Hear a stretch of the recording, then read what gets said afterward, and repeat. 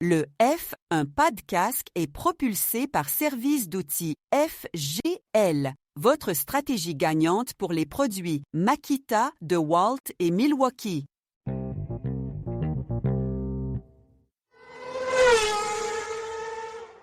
Lundi 2 février, mon nom est Martin Simon, Simon avec un C, et il me fait un immense plaisir de vous retrouver pour une première fois au F1 Podcast en 2026. Aujourd'hui, c'est notre épisode spécial entre deux saisons, ce qui signifie qu'au cours des prochaines minutes, vous aurez l'opportunité de m'entendre en compagnie de nos collaborateurs discuter des sujets de l'heure dans le monde de la Formule 1, mais aussi de cette première semaine d'essai libre qui a eu lieu du côté de Barcelone en Espagne. Et sans plus tarder, on débute maintenant. Il est maintenant temps d'aller rejoindre nos collaborateurs. Je me suis ennuyé. Ça a été quand même long. On a passé des belles vacances, mais on ne s'est pas jasé beaucoup. On a échangé quelques textes. En premier, bien, il est le descripteur analyste des courses de Formule 1 et d'endurance pour la GTCQ.tv, mais il est avant tout un pilote de la division élite pour nos amis de la Team FSR, François Goulet. Re-bienvenue au F1 Podcast. Merci, Martin. C'est bon. Je dois te confirmer d'ailleurs que je suis toujours dans la division élite cette session aussi. Ben, j'ai pris une chance. Ouais, t'as bien fait, mais j'ai réussi à garder mon poste. Puis je suis super content de vous retrouver, les gars, là, parce que ça fait quand même, c'est vrai, c'est un petit peu qu'on s'est parlé de vive voix, mais on s'écrit quand même souvent. Puis ben la saison de course, moi je mets course entre parenthèses, je vous tout de suite mes guillemets, commence aujourd'hui avec le NASCAR, mais on est là pour parler de F1, mais avec les tests, tout ça, on voit qu'on est en train de rentrer dans le bain. Puis on s'enligne là, vers la saison de Formule 1 là, qui va débuter bientôt. Ça commence à sentir le gaz. Oh oui, d'aplomb. Parlant de sentir le gaz, je ne sais pas si... C'est quoi que ça veut dire? C'est quoi que ça veut dire? Ça? Je ne sais pas. Je cherchais juste un enchaînement qui s'en va nulle part, mais... mais vous l'avez reconnu, sa voix. Il est l'auteur du livre Villeneuve-Schumacher 1997, le duel qui a marqué une époque. Simon Bachar, je sais que t'aimes ça toi aussi, l'odeur de gaz. Ouais, j'aime bien ça, mais je veux pas le sentir. C'est comme deux choses bien distinctes. Je suis bien content de vous parler, les gars. Moi aussi, j'ai pas mal hâte avec la semaine qu'on a eue là, à F1, ça m'a comme mis l'eau à la bouche. Ouais, puis écoute, c'est ça, je parlais des échanges de textos. Ça fait drôle à dire, mais Simon et moi, les textes qu'on s'est échangés dans les dernières semaines, on parlait de football. Tu sais, c'est bon, ça. Ouais, c'est le sujet d'actualité. Faut pas l'oublier. On n'a pas parlé beaucoup d'efforts, mais ça va être le fun de se retrouver. Puis c'est ça, c'est rare de voir un partisan des Packers échanger avec un partisan des Bears, puis que ça reste courtois, puis tout ça. Fait qu'on a eu des belles échanges. C'est parce que tu n'étais pas avec moi. Sinon, ça aurait été différent. Ouais, mais t'avais-tu ton morceau de fromage sur la tête quand t'écoutais la game? C'est ça que je me demandais. Moi, j'avais ma peau douce. Il y a quelques années, je faisais ça, mais là, il est rangé un peu trop loin. Là, puis il est trop dur d'atteindre. Fait qu'il reste là, puis il prend la poussière. Ouais, tout ça pour dire, on a eu la chance d'échanger sur le football. On a eu des bons matchs. Mais là, on est là pour parler d'F1 et de course automobile. Avant de faire ça, de rentrer dans les différents sujets, bien sûr, il y a eu des essais libres, à huis clos, privés, toutes ces choses-là. Je voulais parler de ce que j'ai fait pendant les vacances. Je vous compterai pas toutes mes vacances, mais un petit moment, une journée intéressante, c'est j'ai été invité à aller au Salon de l'Auto pour le lancement de la série Devenir pilote, qui est une initiative de Trio Orange avec Radio-Canada, Tout.tv. Puis la raison pourquoi je voulais vous parler de ça, parce que aussitôt que j'ai glissé un mot de ça à François, c'est Players qui est venu en tête. Hein? François, je sais pour toi, Simon, ça a été la même chose. L'évolution de Jacques Villeneuve sans Players, il n'y a pas eu ça. Bien sûr, c'est pas à la même échelle que les cigarettiers étaient impliqués dans le temps, mais de voir une initiative comme ça, de la part de Trio Orange, Bertrand Godin, Radio-Canada, de donner une plateforme à ça. Le but de l'émission, c'est de réunir 50 jeunes en début de série. Et ce qu'on fait, c'est qu'on a pris des jeunes de 10 à 13 ans qui n'avaient aucune expérience dans le domaine de la course automobile. Donc, pas de karting ou ces choses-là. Surtout pas de karting. Puis là, on les a pris à zéro. On a évalué du talent, mais aussi des attributs qu'ils avaient, des certains réflexes, des choses comme ça. Puis après ça, on a décidé de limiter ça à 15, puis finalement à 5. Puis là, on en a choisi un.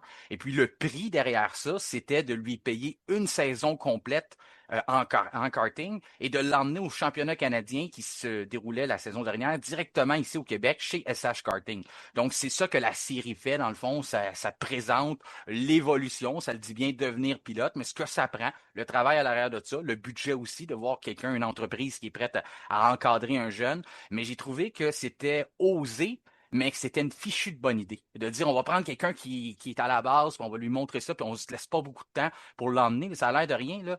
Mais le jeune s'est retrouvé contre les meilleurs au Canada en quelques mois, là. Sur la piste. Donc, il fallait bien choisir qui qu'on allait prendre, mais il fallait aussi. Il n'y avait rien de couler dans le béton que ça allait fonctionner. Je ne veux pas tout vous divulgacher la série, mais jamais Ouais, vous avez le ça temps. suffit. Là, ça suffit, c'est ça. Mais jamais vous avez le temps de jeter un petit coup d'œil à ça. J'ai eu la chance de jaser avec Bertrand Godin. Ils nous ont montré 3 épisodes sur place. J'ai embarqué tout de suite. Le lendemain, on avait la chance de voir les 2 autres, puis ça a déjà été réglé assez vite. Un des jeunes, ben, il y avait 2 jeunes finalistes sur place, Nathan. Il y avait Evan, avec qui j'ai eu la chance de jaser. Des bons petits gars, là. Vraiment, le Bertrand Godin, le travail qu'il a fait avec SH Karting, c'est Maxime Pelletier, l'autre entraîneur. Les deux, vraiment, là, je vous mets au défi là, d'écouter ça, puis de pas tomber en amour avec cette série-là, mais aussi avec le concept derrière ça, mais aussi avec les jeunes qui ont été choisis. Evan, ses parents, son père Franck et sa mère Véronique. En tout cas, ça a été bien le fun d'échanger avec eux autres toute la journée. Puis je voulais m'en glisser un petit mot parce que je sais que ces initiatives-là, ici au F1 Podcast, on aime ça. Puis des fois, juste cette petite série-là peut donner l'idée aussi justement à des grosses entreprises de dire, ben moi, je vais me partir un programme puis je vais financer des pilotes en course automobile. Donc, l'invitation est lancée à nos auditeurs. Je sais que vous, ça va être fait dans pas long. Si ce n'est pas déjà fait, là, vous allez tomber là-dedans aussi.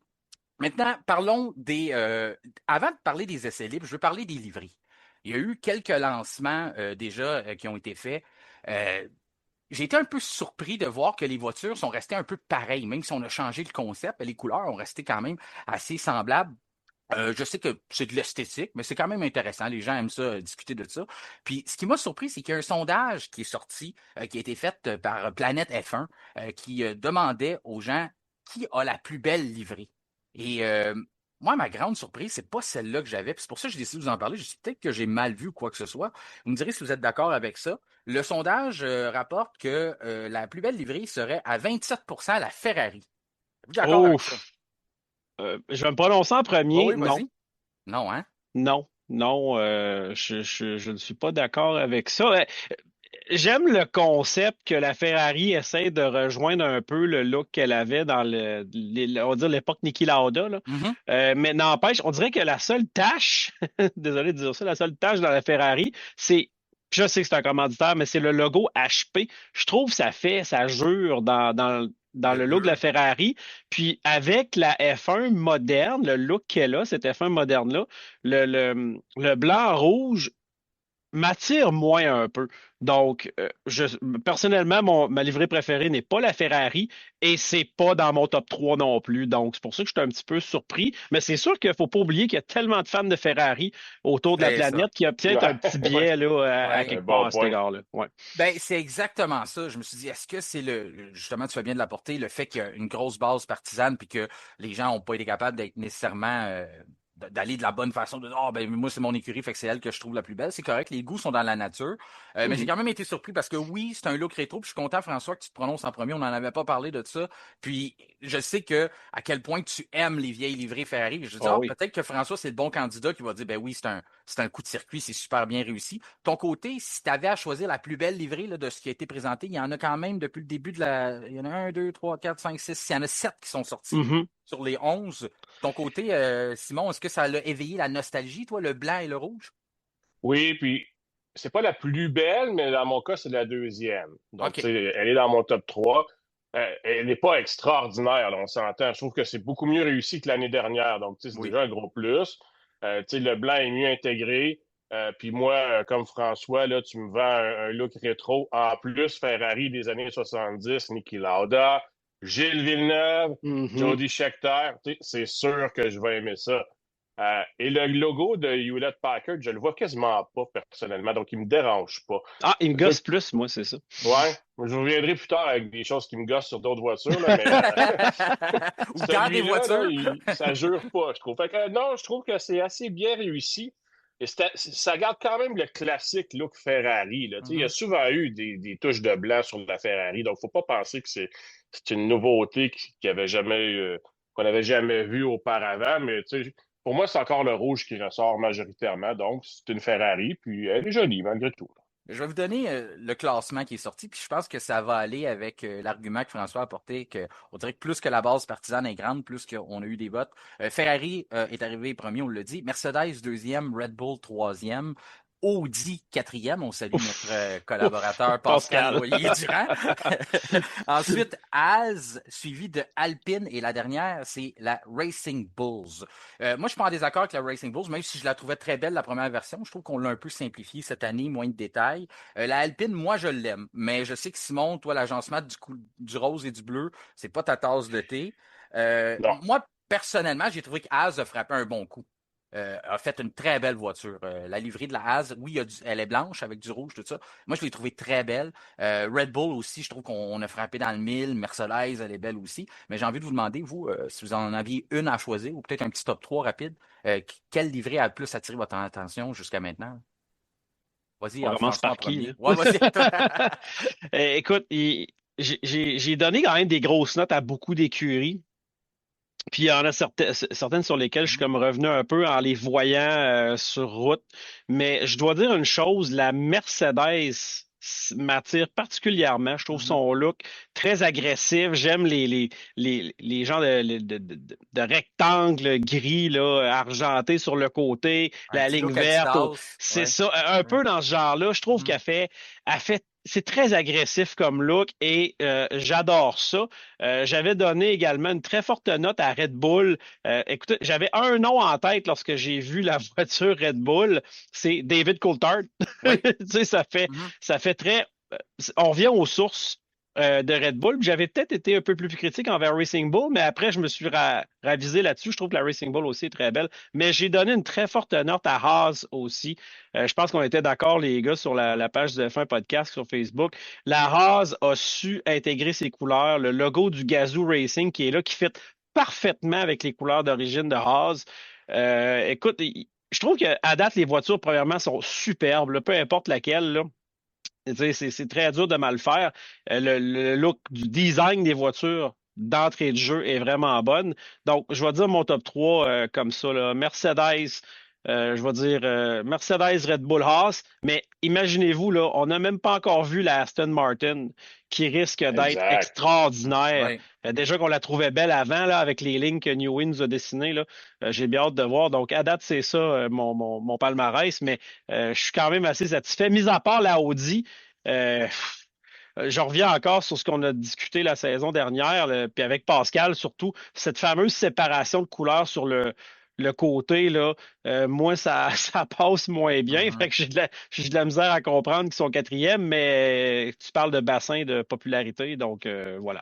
Je peux te dire que si tu trouves que les couleurs passent pas, t'aurais dû, je sais pas si t'as écouté le lancement, il y avait l'air en temps de guerre dans une usine devant un escalier, puis après ça, pas d'éclairage. Ils ont commencé en bas, après ça, ils ont monté en haut pour aller présenter les voitures, mais il y avait comme un groupe de personnes, fait qu'il fallait attendre que ces gens-là aient tous monté en haut pour aller s'asseoir, puis finalement commencer le lancement de la voiture. J'écoutais ça à la TV, c'est une perte de temps épouvantable pour finalement nous montrer la même auto qu'on nous avait montré il y a 2 mois avant.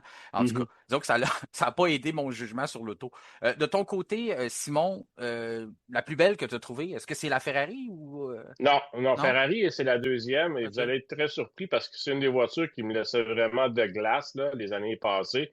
Oui. Mais la Red Bull, avec son Ouais. fini gloss, là, Mhm. Mhm. brillant, je pense qu'on dit en français, je trouve Ouais. ça vraiment beau. Vraiment beau. J'ai hâte de la voir en piste là, pour voir si quand elle va vite, c'est aussi beau. Ou sous le soleil, là, ça risque de se perdre Ouais. quand même, cet effet-là, mais malgré tout, là, je trouve que c'est très réussi. Donc, là, il y a beaucoup de plus là, cette année, comparé des autres années où je trouvais que c'était très ordinaire, la livrée. Ça prenait juste ce petit changement-là. Peut-être c'est pas grand-chose, là, puis je trouve que là, elle est vraiment belle. Après ça, j'ai Ferrari en deuxième. Et contrairement à vous, moi, la Haas, là, elle est belle, là, mais Mhm. c'est pas extraordinaire. Là. Donc, là, je vais vous surprendre parce que je vais quand même choisir la Mercedes. Sauf que, contrairement à ce que tu as dit, François, moi, les nouveautés, là, sur le côté, les espèces de rectangle, là, ça me fait penser à une iguane. J'aime pas ça du tout, du tout. Mais c'est correct, ça, qu'on n'avait pas nécessairement la même vision. C'est C'est sûr bien que parfait. tu sais, la première fois que je l'ai vue, je dis, oh, elle est belle comme d'habitude. Puis oui, là, elle respire la vitesse. Puis là, en la regardant de plus près, je sais quoi ces affaires-là. Et là, on a rajouté plein de petites étoiles Mercedes en arrière. Tu sais, puis je comprends pourquoi. Là. Audi s'en vient à F1. Donc, c'est important de se distinguer, tu sais, surtout pour le public allemand, parce que c'est deux grosses marques allemandes. Mais je trouve que c'est comme too much. Là. C'est beaucoup trop. Oui. C'était pas nécessaire. Les livrées de Mercedes sont là depuis longtemps en Formule 1. Donc, je comprends ce qu'on a voulu faire, mais pour moi, ça améliore pas le produit fini. Mais malgré tout, dans ce qu'on a vu, parce que là, sinon, c'est la Haas, c'est la Racing Bull, puis c'est la Alpine, puis la Audi, je partage ce que vous avez dit. Donc, à date, Mercedes est quand même troisième malgré ça. Avez-vous été surpris qu'il n'y a pas eu plus de changements?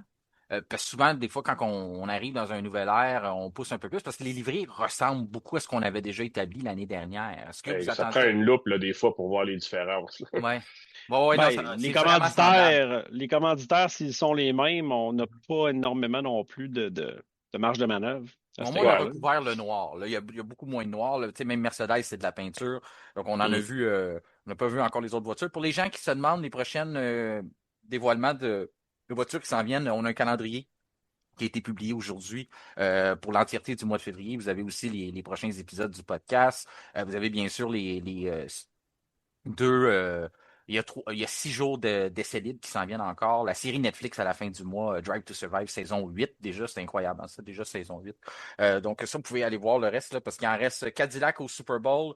Williams, ça sera mardi. Et après ça, il reste aussi McLaren aussi. C'est que normalement, on a des belles voitures. Et Aston Martin, je pense qu'il est la plus attendue parce que normalement, ils ne donnent pas leur place, eux autres, quand c'est le temps de faire une belle voiture.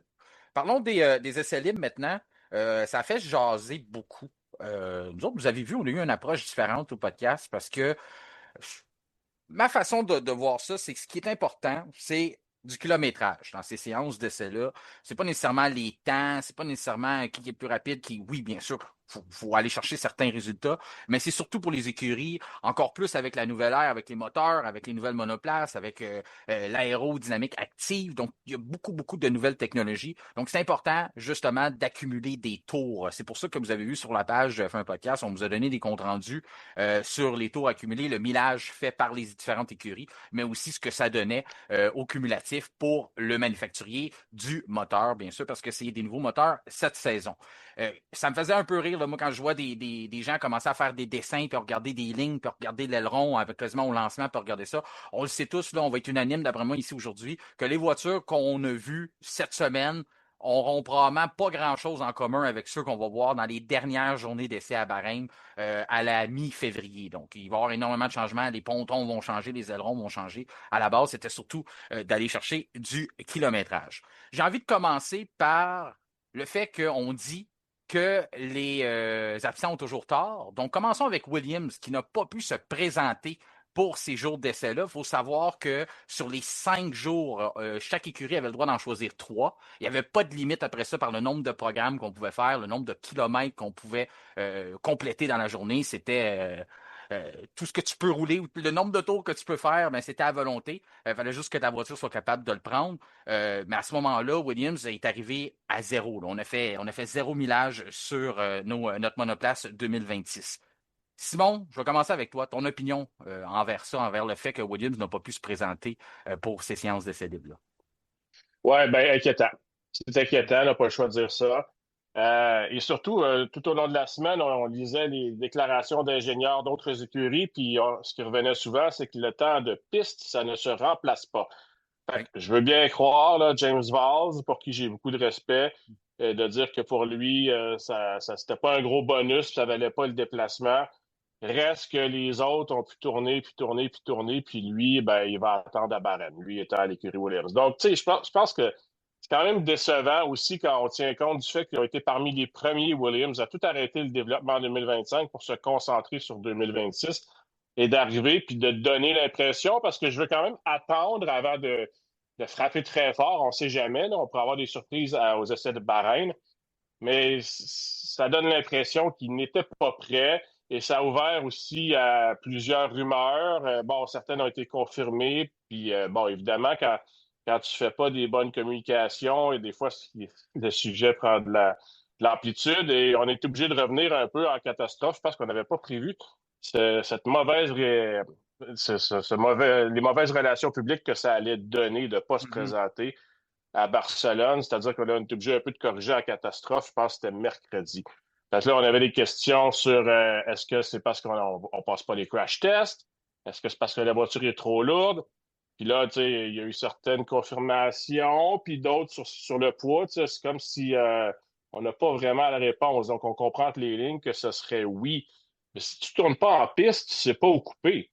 Donc, je veux attendre quand même avant de taper très fort, tu sais, parce que si on se rappelle qu'Alpine, il y a 2 ans, s'en était rendu compte au premier Grand Prix qu'on était trop lourd.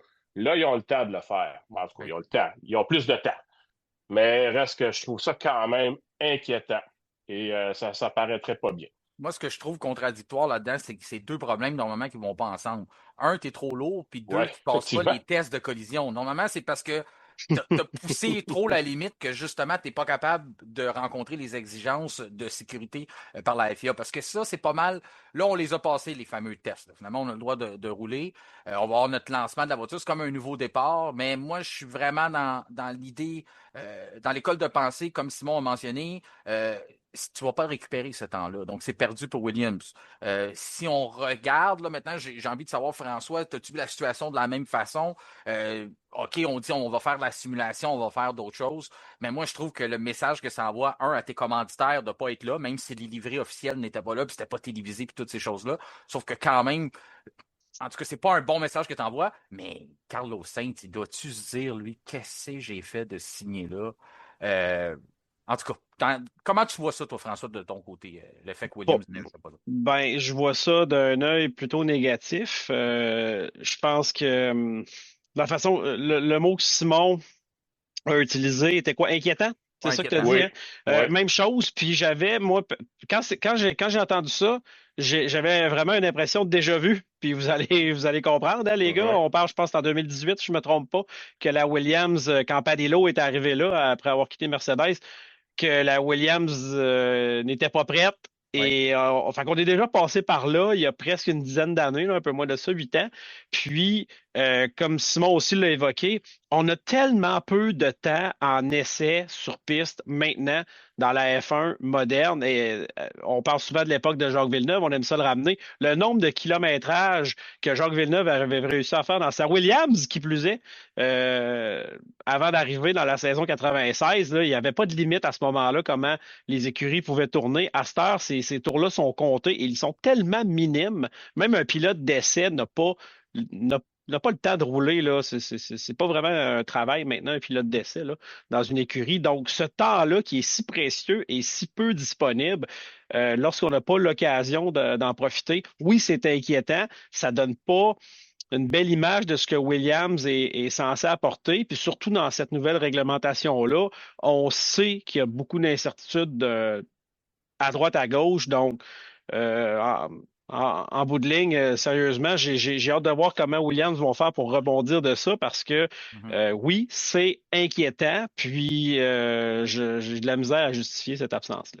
Moi, vous savez, mon amour pour James Vaz, j'ai été, Mhm. j'ai été déçu. J'ai envie de dire ça. C'est inacceptable et pas loin. Comme je pense qu'inacceptable et déçu, c'est vraiment les deux mots qui me viennent en tête quand j'ai appris cette nouvelle-là. On n'a pas les meilleurs outils du côté de Williams. Puis la raison pourquoi c'était drôlement important d'aller en piste durant ces 3 jours-là, parce que 3 jours minimum sur les 5, c'est surtout pour la corrélation entre ce qui se passe en piste et ce qui se passe avec nos bons vieux Ouais. outils à l'usine. Ça, c'est ce qu'on a perdu de recalibrer nos machines à l'ère 2026, de dire comme, OK, ce qu'on pense sur notre informatique, sur notre soufflerie puis tout ça, est-ce que c'est vraiment ça sur le terrain? C'est ça que les équipes ont gagné d'être là cette semaine, de dire comme, OK, on est sur le bon chemin ou non, on s'est planté. Ce qu'on voyait sur les machines, c'est pas vraiment ça en piste. Faut réajuster le tir. On a du temps. Parce que là, les écuries, ce qu'ils font, c'est qu'ils sont repartis en grande partie en Angleterre, continuer à peaufiner les voitures. Mhm. François. Ah, Oui, bravo, oui, oui. félicitations, Martin. Pour emmener ça avec des voitures déjà différentes pour les 3 prochains jours à Bahreïn durant la mi-février. Donc ça, pour moi, je trouve ça vraiment décevant. Mais si on y va, on peut dire aussi, quand on se compare, on se console. Parlons maintenant d'Aston Martin. Parce que la raison pourquoi je dis qu'on peut se consoler du côté de Williams, c'est qu'on a quand même d'autres écuries qui ont le moteur Mercedes. Puis de ce côté-là, on a au moins des écuries qui ont roulé pour aller chercher des données pour le motoriste. Fait que si on a des problèmes en début d'année qui sont liés au moteur, ben on peut toujours lâcher un téléphone à Mercedes, parce que Mercedes doit quand même donner un soutien technique, là, ça reste que c'est des clients, puis dire, OK, c'est beau, oui, si on l'a eu ce problème-là, si on l'a eu, parce qu'il y a des écuries qui s'appellent justement l'écurie Mercedes Petronas, Alpine et McLaren se sont chargés de quand même faire 1134 tours de piste au cumulatif, donc avec ce moteur-là. Donc, on n'a pas tout perdu du côté de Williams. Je dirais que si on dit que 50% de la bagarre se passe dans le groupe motopropulseur, puis l'autre 50% dans le châssis et compagnie, ben on a peut-être un 50% qui va être sécurisé parce qu'il y a d'autres écuries qui ont le même. Du côté d'Aston Martin, on n'a pas ça. Du côté de Aston Martin, attachez-vous bien, là, les gars, 66 tours de compléter. Ça, c'est aussi valable pour le châssis, pour la création d'Adrian Newey. Certains diront que 66 tours, c'est en masse pour un génie comme lui. Mais Honda, juste 66 tours sur le nouveau moteur. Moi, je suis persuadé qu'on n'est pas content du côté du motoriste japonais parce que nous autres, on a besoin de ces données-là. On a besoin de travailler, savoir si on a quelque chose de bon entre les mains, qu'est-ce qu'on peut évoluer. Et sans là, négliger le fait que des améliorations qu'on pourrait déjà commencer à développer, qui ne seront pas là en claquant des doigts. Là. Les améliorations vont peut-être arriver, exemple, au Grand Prix de Chine, au Grand Prix du Japon, mais une écurie comme Aston Martin qui n'a pas trouvé ces problèmes-là encore, ou Honda qui n'a pas mis le doigt sur ces bobos-là, ben on parle des améliorations qui vont peut-être arriver aux alentours de Miami ou Grand Prix du Canada. Ça veut faire toute la différence sur un championnat des constructeurs. Quand tu dis que tu sacrifies une coupe de mois ou ce que tu vas être obligé de vivre avec des problèmes parce que les résolutions de problèmes, les mises à jour, ben, ça a trop pris de temps avant les déceler. Fait qu'on n'a pas les solutions déjà pour ça. De ton côté, Simon, je te relance. Tu parlais de Williams, tu as dit inquiétant. C'est quoi le mot que tu as envie d'utiliser pour Aston Martin? Est-ce qu'on récidive avec inquiétant? Je vais juste dire mystérieux parce que c'est pour ça que j'ai attendu puis je vais attendre avant de taper trop fort sur Williams, c'est que j'ai l'impression qu'Aston Martin n'avait pas envie d'être là à ces essais-là. Vous voulez pas montrer ce que Newey a fait? Ouais, c'est ça. J'ai l'impression que vous voulez garder ça pour eux le plus longtemps possible. Ils sont allés. C'est mon impression, là. J'ai pas lu ça, puis j'ai pas eu de confirmation. Mais j'ai l'impression qu'ils sont allés un peu à reculons parce que tu sais, c'est la F1, puis tout le monde est là, puis faut respecter le sport dans son ensemble. Mais s'il y avait eu le choix, et puis si ça avait été plus facile aussi pour les relations publiques, ils auraient choisi de passer tout droit. Donc je pense, mais le point donc pour ce qui est ça, pour ce qui est du châssis, pardon. Je pense que c'est ça. Mais tu as un bon point pour le moteur. Tu sais, c'est vrai qu'il n'y a pas d'autres écuries qui ont le Honda. Puis si on retourne dans l'arrière, puis quand Newey était chez Red Bull, puis que chez Renault, on avait de la misère avec les nouveaux groupes motopropulseurs en 2014, là, on tapait très, très fort sur Renault en disant c'est la faute à Renault, notre châssis est excellent, mais le moteur n'est pas là. J'espère qu'on ne se prépare pas à revivre ça, là, parce que ce serait dommage, parce que chez Aston Martin, je vais juste leur dire tout de suite, après tout le brouhaha autour de tous les efforts et les embauches qui ont été faites pour 2026, on ne peut pas se permettre d'avoir cette discussion-là sur le moteur qui n'est pas bon en 2026. Donc, pour le moment, je vais attendre, mais mystérieux, c'est mon mot. Puis l'argument de François tantôt est autant valable pour Aston Martin. On a largué le projet 2025 très tôt dans la saison. Si on peut dire qu'on l'a quasiment même pas pris le projet 2025 pour tout de suite se concentrer sur la AMR 26. Puis là, on arrive et on n'est pas prêt quand ça commence. Donc ça, mais encore là, ben, je suis pas en désaccord avec ce que Simon apporte. J'ai eu l'impression, moi aussi, qu'on voulait cacher ce que AJ Newey a peut-être pensé, mais il y a des manières de faire ça. On aurait pu aller acquérir du millage sur le moteur Honda sans dévoiler nécessairement toutes nos cachettes. Puis, je vais répondre à la question quand même d'un auditeur qui m'a envoyé, c'est Sylvain Poliquin qui m'a envoyé une question, un fidèle auditeur, hein, un des originaux. Qui me demandait, Aston vont faire la journée, le shakedown, là, c'est des journées de tournage qu'on appelle, donc vont rester à Barcelone pour faire une journée de plus. Il dit, c'est quoi la différence? Ben, la question est très bonne parce que il y a des gens qui se consolent avec ça. C'est pas du tout la même chose parce que lorsqu'on fait ces fameuses journées de tournage-là, qui ne sont pas des essais privés comme vous avez connu, les gars, dans vos époques respectives. Ben ouais, on est vieux. C'était pas, je voulais pas faire de l'âgisme, Ouais, s'il François, vous tu le plaît, sais. là, quand même. Non, mais c'est vrai que vous avez connu ces périodes d'essais privés-là, puis ça n'a rien à voir avec ça, parce qu'on parle de 400 kilomètres pour la saison, donc on ne peut pas en faire plus que 200 dans une journée. On ne peut pas utiliser les vraies gommes Pirelli, c'est des gommes de démonstration. On ne peut pas utiliser les chronos, donc vous ne pouvez pas chronométrer vos tours. Vous avez le droit à j'ai le mot sensor dans la tête qui me vient, j'ai pas le mot français qui me vient, mais des lecteurs sur la Des voiture, là. sondes, Des peut-être? sondes sur la voiture, on a le droit de les mettre, mais on a juste le droit de les mettre pour la fiabilité. On n'a pas le droit de les mettre pour acquérir de la performance ou faire du développement. Donc, ça n'a rien à voir. Le mot journée de tournage, c'est à peu près juste ça qu'on peut faire. C'est du contenu Facebook. On les suit avec une caravane, on filme la voiture, on met un drone, mais c'est pas des journées de développement. Donc, on peut pas se consoler du côté d'Aston Martin de dire, bien, on a été chercher 2 jours, le jeudi, le vendredi, 66 tours, puis on va aller en chercher d'autres dans notre journée de tournage. C'est vraiment pas la même chose. Donc, c'est pour ça que c'était une bonne question de Sylvain, puis je trouvais que c'était bon d'ajuster le tir. Ton côté, François, tu t'es prononcé sur Williams. Aston, est-ce que ça te dérange plus que Williams? Parce que comme je le disais, Williams, on sécurise quand même le moteur Mercedes. Oui, c'est un moteur fiable, mais il y en a d'autres qui se sont occupés de le faire rouler en masse. Aston, on n'a pas ce luxe-là. Et là, François? Oui, excusez, m'entendez-vous? Oui, vas-y, Oui, François. oui, on Oui, t'entend. excusez, OK, mon micro a comme eu un soubresaut. Alors, nous disâmes, quand tu parlais avec Simon, tu disais est-ce que c'est intriguant? Il a dit mystérieux. Moi, j'allais dire, non, c'est inquiétant, non, mais c'est intriguant. C'est ça que je voulais dire. Intriguant, oui. Intriguant. C'est déjà mieux que Williams parce qu'ils sont là. On a vu la voiture. C'est sûr que il peut y avoir certaines craintes de ce peu de tours-là, mais on dirait que j'ai plus d'espoir en cette escouade-là. Je sais une chose, c'est qu'Honda, même si ça n'a pas marché là, à leur retour là, avec McLaren, McLaren. quand ils sont arrivés avec Red Bull, bon, ça a déjà été mieux, mais avant qu'ils quittent et que Red Bull gagne les championnats, ils sont arrivés quand même avec une fusée là. Donc, qui a amené la course au Mercedes. Donc, on sait que Honda est capable de livrer la marchandise. Maintenant, combien de cerveaux de chez Honda de l'époque sont rendus chez Red Bull Powertrain Mhm. avec on va dire, cette transition-là qui est arrivée? Est-ce qu'Honda a encore des effectifs assez efficaces pour justement créer ces moteurs-là ou le meilleur des cerveaux de Honda est rendu chez Red Bull Powertrain? Ça, le temps nous le dira. Mais moi, j'ai On a eu confiance en cette escouade-là. En cette escouade-là. On a eu beaucoup de difficultés à recruter des gens parce que, évidemment, on n'arrête pas de mettre la switch en pause à tous les 2 ans. Là. On dit on veut pas être en F1. Quand tu veux recruter des gens, les personnes veulent de la stabilité, ils ont Mhm. des familles, stabilité d'emploi. C'est pas nécessairement Honda qui est gage de dire nous autres, quand on part dans un projet, on est là pour longtemps. Tu sais, on peut décider d'arrêter quasiment dans 2 ans ou dans un an là, si ça marche pas. Donc, c'est sûr qu'on a eu de la misère. J'ai envie de te dire, c'est plus le Honda qu'on a connu dans les bonnes années Red Bull, mais oui, Red Bull semble avoir conservé énormément de personnes. Ça a été un problème, justement, le recrutement du côté d'Honda. C'est quelque chose qu'on a quand même discuté ouvertement la part du manufacturier japonais, comme quoi que c'était pas évident d'aller retrouver du monde. D'ailleurs, c'est pour ça qu'on a fait l'usine directement en Angleterre, dans la cour d'Aston Martin, pour avoir une facilité là, à aller piger un peu plus dans la cour des autres. Si on regarde là, dans l'ensemble, on n'est pas surpris, on le dit, Mercedes a fait beaucoup de tours. On a Ferrari en quand même 891 tours de compléter pour le moteur. On en a fait 437 du côté de l'écurie La Scuderia, 390 du côté de Haas, 164 tours au total pour Cadillac. Ça aussi, je l'explique mal.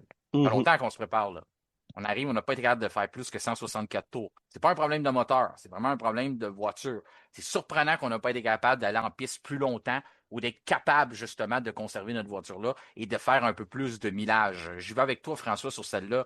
Cadillac, est-ce que, vu le fait que c'est une nouvelle écurie, c'est leur première année, oui, on a un moteur Ferrari, je le disais, mais qu'on n'ait pas réussi à mettre plus de millage que ça en arrière de la cravate, est-ce que ça t'inquiète? Oui, tout à fait. Ça m'inquiète parce que je m'attendais à ce qu'on ait un petit peu plus d'efficacité que ça, surtout avec le temps qu'ils ont eu en préparation, sans les restrictions. On se rappellera que tant et aussi longtemps que, mettons, c'était pas accepté officiellement, ils pouvaient développer un peu comme ils le voulaient. Puis, on n'est plus habitué dans cette F1 moderne-là à avoir des écuries à la traîne Ben, je dis à la traîne, je vais mettre mes guillemets, là. On sait qu'ils n'ont pas fait des temps extravagants, mais en même temps, Non. tu disais tantôt, il ne faut pas nécessairement prendre tous les temps en ligne de compte. Mais sauf quand t'es 5 secondes en retard, c'est 5 Non, c'est secondes en ça, là. retard. C'est ça. Ouais. C'est un Ouais. petit peu, c'est un petit peu trop, là, dans Mhm. mon livre à moi. Puis, Ouais. c'est drôle parce que, tu sais, on se parlait pas, mais quand j'écoutais, mettons, les reportages, je regardais ça un peu, ça me rappelait, bon, est-ce qu'on va avoir est-ce que Cadillac va être la nouvelle Marussia ou Caterham des années Ouais. 2020? Je le souhaite pas. Tu sais, c'est terminé, là. On était plus habitué de voir des écuries risibles en F1. Est-ce que ça va être ça ou simplement on se trompe puis ils vont arriver puis ils vont se présenter? Mais si c'est le cas et qu'ils sont à la traîne de cette façon-là, waouh, ça va être difficile à surmonter, mais on sait qu'il y a moins de restrictions côté développement. D'ailleurs, je pensais à toi, Martin, tu vas avoir du fun avec Trajectoire Technique cette année parce que tu vas avoir beaucoup de boulot, là. Ouais. Nos amis Mais d'FGL vont être contents. ah Service ouais, FGL, ils ouais, vont c'est vrai, entendre. c'est notre commanditaire. Leur nom va être là souvent, ouais. Ouais, ouais, mais en gros, c'est ça. Fait qu'ils vont. S'il y a des soucis au niveau de Cadillac, ils vont avoir le temps de se reprendre, mais moi je m'attendais à un petit peu plus de performance de leur part, surtout que c'est Ferrari qui leur fournit le moteur, puis ça, il semble être parti du bon pied de leur côté. Ton côté, Simon, 164 tours, qu'est-ce que t'en penses de ça pour une nouvelle écurie? Moi, mes attentes envers Cadillac sont pas très grandes, donc je veux pas dire que je suis déçu ou je trouve ça inquiétant. Pour moi, c'est dans l'ordre des choses. Ça aurait pu être pire. Ça aurait pu avoir de la misère à compléter 15 tours sur 3 jours, là. Donc, ils en ont Mhm. quand même fait 164. Moi, c'est le même que je le prends. Oui, j'ai vu les mêmes chronos, là, mais bon, comme vous, je me dis, on les regarde pas les temps durant cette séance-là. Non. On travaille sa fiabilité. Donc, à quelque part, c'est sûr que c'est pas 500 tours comme Mercedes, là, on s'entend. Mais ils sont là quand Williams n'est pas là. Donc, tu sais, à quelque part, moi, C'est je vrai. vois ça plus positivement. Et je ne m'attends pas à ce qu'ils vont souvent en haut de la 15e place sur la grille, là. Donc, ils sont là où ils devraient être. Puis, honnêtement, je suis plus inquiet pour Audi. Alors, Hum. Ouais, ben on va en venir à Audi ouais. qu'on a eu des problèmes techniques, tout ça. Je veux juste terminer avec Cadillac parce que oui, tu le dis, 164 tours, au moins on fait des tours. Moi, je te dirais que ce qui m'inquiète, c'est on dit on ignore les chronos, mais on n'était pas très compétitif, même si on dit on le prend vraiment avec un gros grain de sel, c'est très secondaire, sauf pas de fiabilité puis pas nécessairement de vitesse brute. Je veux dire, c'est pas l'idéal. Puis en plus, ben là, on n'a pas nécessairement accumulé beaucoup de données. Donc, ça va être intriguant de voir. Puis ça revient toujours à une question, préparez-vous, parce que d'après moi, elle va venir souvent, surtout si on a des performances comme ça. C'est la voiture ou c'est Perez et Bottas qui sont pas compétitifs? Non. Non, non, non, Ben, non, je dirais pas ça, là. ben moi, je vais toujours avoir la question en tête. Si on n'est pas performant, je vais toujours me demander, parce que ces deux pilotes-là, les dernières fois qu'on les a vus, ils étaient à la traîne, ils étaient à l'arrière du peloton. Ils reviennent, Ben, sont à l'arrière du peloton. C'est eux ou c'est la nouvelle voiture?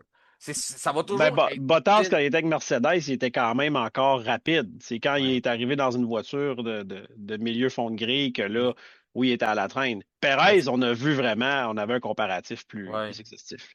Non, ça, c'est sûr. C'est sûr que quand on regarde Bottas, mais tu sais, ça fait quand même, c'est 2021 la dernière fois qu'il était dans une Mercedes. Il a pris de l'âge aussi depuis ce temps-là. Fais pas de Mais, l'âgisme. mais je regarde Perez, par exemple, je l'ai jamais vu aussi en forme que ça depuis plusieurs années. Je sais pas si vous l'avez regardé, là, à quel point il a l'air, les joues ont rentré par en dedans. Tu vois que, tu sais, c'est toujours des pilotes. On s'entend, ils sont toujours en très grande forme physique, mais je trouve qu'il a l'air prêt, Sergio Perez, par exemple. On le voit, là. Puis c'est peut-être les commentaires de Pato Howard aussi qui m'influence un peu, qui avait dit ah, Sergio, il passe ses journées dans le gym, ça veut dire qu'il prépare quelque chose. Il avait dit ça il y a quelques mois avant Mhm. l'annonce que ça allait chez Mhm. Cadillac, mais en tout cas. Je trouvais ça quand même pas pire. J'ai eu un petit clin d'œil pour toutes nos conversations qu'on a eues, François, au cours de la saison, quand Mhm. j'ai vu le portrait final de l'écurie Cadillac. On a Bottas, Perez, Colton Horta. Et puis l'autre suspect qu'on n'arrêtait pas de mentionner, c'est Guan Ouais. Yu Zhou. Puis Guan Yu Zhou, Mhm. finalement, est là comme pilote de réserve. Donc, pas mal les candidats qu'on avait nommés pour l'écurie ont fini par se retrouver sous le même toit. On sait que Guan Yu Zhou a un lien direct avec Graham Lauder, qui est le directeur de l'écurie. Donc, c'était son agent, son manager. Donc, Ouais. il y avait une relation facile, là, un lien facile à faire là. C'est vrai que le duo Bottas-Ganyu-Joe, ça avait tellement été bon chez Sauber Alfa Romeo qu'il fallait absolument le refaire chez Cadillac. Content Ah, que tu- sérieux. Je suis content qu'on l'a eu, cette phrase-là. C'est très bon. C'est très bon.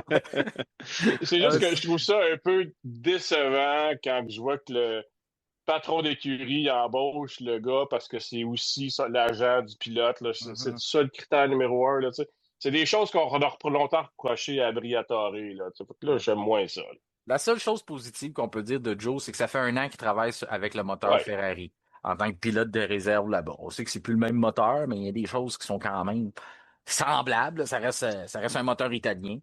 En tout cas, fait que oui, je pense pas que le lien est très bon. Je pense pas que si on doit faire appel à Joe en renfort de Perez, refaire le duo Sauber, c'est pas nécessairement ça qui va nous emmener très loin. Je veux pas trop me lancer dans la mode, je veux pas me transformer en Jean Héroldi, mais avez-vous vu les combinaisons de l'écurie? J'espère que c'est pas les vraies combinaisons. Au début, je pensais que c'était une farce, là. J'ai vu l'intelligence artificielle qui en a fait pendant à peu près 3-4 mois. Tout le monde publiait les uniformes Cadillac avec un logo Michelin, soit dit en passant. Ça faisait aucun sens de penser que Michelin serait marqué sur un uniforme de Formule 1. Mais en tout cas, mais tout ça pour dire, je trouvais ça bien 100 fois plus beau que ce qu'ils ont sorti. On dirait qu'ils. Puis les chandails là, sont avec Tommy Hilfiger. Rappelez-vous les chandails que Mercedes avait avec le collet Ouais. couleur Tommy. Mais c'est identique, le chandail Mercedes, sauf qu'on dirait qu'ils l'ont mis dans la laveuse, puis il est ressorti, puis tous les logos ont tombé. Il reste juste le logo. Il reste juste le logo Cadillac, puis le logo GM qu'on a mis. Là, en tout cas, on n'a pas de commanditaire pour l'instant pour les Kiri, à part Jim Beam. Là. Jim Beam, mais ça risque Ouais. de donner quelque chose de beau, ça. J'ai déjà fait des livrets Jim Beam, moi, sur Gran Turismo, puis ça faisait des très belles voitures. Donc, j'ai bien hâte de voir là, comment ils vont agencer cette couleur-là. Mais il n'est pas sur l'uniforme. Pas ça. Les commanditaires ont tous tombé dans la laveuse. Ah oui, on dirait ça. J'en revenais pas. Mm. L'uniforme, au début, on dirait l'uniforme, puis je veux pas être méchant avec eux autres, mais des Canadian Tire, NASCAR Canadian Tire, les uniformes de course, là, ça avait l'air de ça. Ça n'a pas l'air pantoute d'un uniforme de Formule 1. Mais en tout cas, peut-être qu'on va voir les vrais. Ça va être le soir du Super Bowl. Mhm. Tantôt, je vous disais, les gars, que les temps dans les essais, c'est secondaire. OK? Lewis Hamilton a fait le meilleur temps de toutes les séances d'essais libres. J'ai l'impression que pour lui, il est le premier à le dire, on s'emballe pas trop avec ça, mais je pense que ça va quand même faire du bien, même si dans les dernières années, ça y est quand même arrivé d'être le plus rapide en essai. Là. Donc, c'est pas la première fois que ça y arrive. Puis après ça, ils ont dit, mais quand même, pour la confiance, je dis peut-être que ça peut y donner un petit coup de main, leur placer un petit peu. Sauf que quand je voulais faire la comparaison avec le temps, le meilleur temps des séances d'essai libre par Lewis Hamilton, c'est Lewis qui l'a fait, on le dit, il est dans les 1,15. Ça, dans tous les 3 jours, là, c'est ce qu'on a réussi dans les 5 jours, c'est ce qu'on a réussi à sortir de mieux. Plutôt, c'est 1,16 348 qu'il a fait. Donc, Ouais, c'est ce que j'ai eu. 1,16 348. Je me suis fait le plaisir d'aller voir la pole en Espagne la saison dernière. C'est fait à combien? C'était Oscar Piastri qui avait signé la pole à 1,11 546. Donc, on n'a pas poussé du tout. Là. On Non, s'entend. C'est non, ça. non. Ben, il y a ça, mais probablement que la nouvelle technologie F1 aussi a peut-être moins d'appui aérodynamique à offrir vu qu'il n'y a plus d'effet de sol et les temps sans. Parce que je pense qu'on a eu les meilleurs temps de tous les temps, là, on va dire dans une forte majorité des L'année pistes. Donc, dernière, oui. c'est ça. Donc, on bat. Tu sais, nouveau record autour. On est habitué de voir ça maintenant. Je suis pas étonné qu'on s'en aille loin de tout ça, là, que ça se peut qu'il y Non, ait ben, un certain temps qui soit jamais quand il honoré. y Là. a des nouvelles réglementations, ça vise aussi beaucoup à Toujours. ralentir les voitures Ben quelque ouais. peu. Donc, Ouais. on perd 2 secondes. Puis bien souvent, dans le milieu de la saison, là, on est pas mal revenu au Ouais. niveau Ouais, précédent. on se rappelle 2021, 2022, lorsqu'on a débuté les nouvelles voitures, Pirelli a dû faire un ajustement pour les pneus quasiment, je pense que c'est 1 an et demi après, même pas, parce qu'on avait évolué tellement rapidement qu'on n'avait pas fait les gommes pour ça. Donc, on a dû ajuster le tir. Donc, oui, les écuries évoluent beaucoup plus rapidement qu'avant. Bien sûr, la technologie est de leur côté. Sauf que de là, on s'attendait on avait parlé 1 à 2 secondes de différence. Fait que je pense qu'on peut être encore là-dedans. Sauf que là, le 4 secondes, c'est juste pour valider le point qu'il n'y a personne Simon disait, il n'y a personne qui a poussé là-dessus. Là.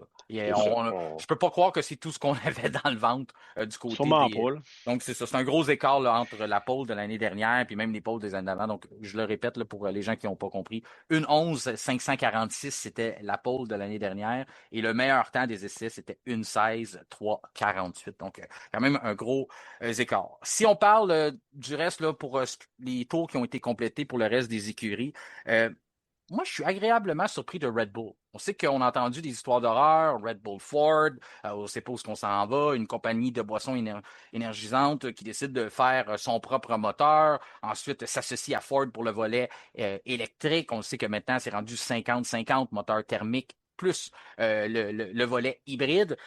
Donc, d'avoir réussi à compléter 624 tours. On n'a pas 4 écuries comme Mercedes, on n'en fournit que 2. Donc, Racing Bulls qui a complété 321 tours et l'écurie Red Bull qui en a fait 303.